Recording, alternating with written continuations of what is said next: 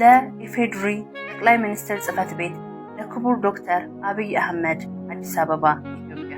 ጉዳዩ ስለ ኢትዮጵያውያን እናቶችና ህፃናት የቀረበ አስቸኳይ አቤቱታ። ክቡር ጠቅላይ ሚኒስትር፣ እኔ ይህን ደብዳቤ የምጽፍልዎ እንደ አንድ ዜጋ ብቻ ሳይሆን በአሁኑ ወቅት በሀገራችን ውስጥ በየቀኑ በዝምታ የሚሰቃዩ በሺዎች የሚቆጠሩ እናቶችን ድምፅ ለመወከል ጭምር ነው።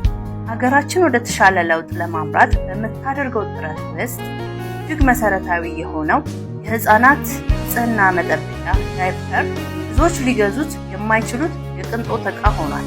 ይህ ጉዳይ ለአንዳንዶች ቀላል ሊመስል ቢችልም በድህነት ውስጥ ለሚኖሩ እናቶች በተለይም አካል ጉዳተኛ ልጆችን ለሚያሳድጉ የክብርና የጤና ቀውስ ሆኖባቸዋል።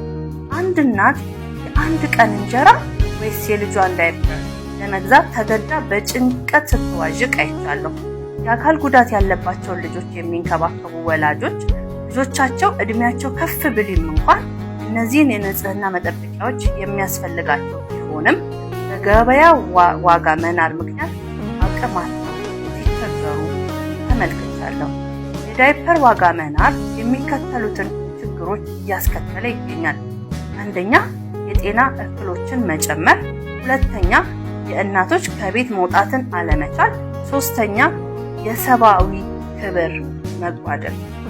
ክቡር ጠቅላይ ሚኒስትር፣ እጅግ ተጋላጭ የሆኑ ህፃናቶቻችን ወደ ኋላ እየቀሩ የበለጸገች ሀገር መገንባት አንችልም። ስለዚህ መንግስቶ የሚከተሉትን መፍትሄዎች እንዲያጤን በአክብሮት እጠይቃለሁ። አንደኛ፣ የዋጋ ቁጥጥር ወይንም ድጎማ። ዝቅተኛ ገቢ ያላቸው ቤተሰቦች እንዲገዙት የዳይፐር ዋጋ ላይ ጊዜያዊ ድጎማ ማድረግ። ሁለተኛ፣ የገቢ ዕቃዎች ቀረጥ ቅነሳ። ለሀገር ውስጥ የዳይፐር ምርት የሚውሉ ግብዓቶች ወይም ያለቀላቸው መሰረታዊ የንጽህና መጠበቂያዎች ላይ የሚጣለውን ቀረጥ መቀነስ። ሶስተኛ፣ ልዩ ድጋፍ። አካል ጉዳተኛ ልጆችን ለሚያሳድጉ ቤተሰቦች በነፃ ወይንም በታላቅ ቅናሽ የንጽህና መጠበቂያዎችን የሚቀርቡበትን ልዩ ማህበራዊ ድጋፍ ፕሮግራም መቅረጽ። የአንድ ሀገር ጥንካሬ የሚለካው እጅግ ደካማ የሆኑ ዜጎቿን በምታስተናግድበት መንገድ ነው።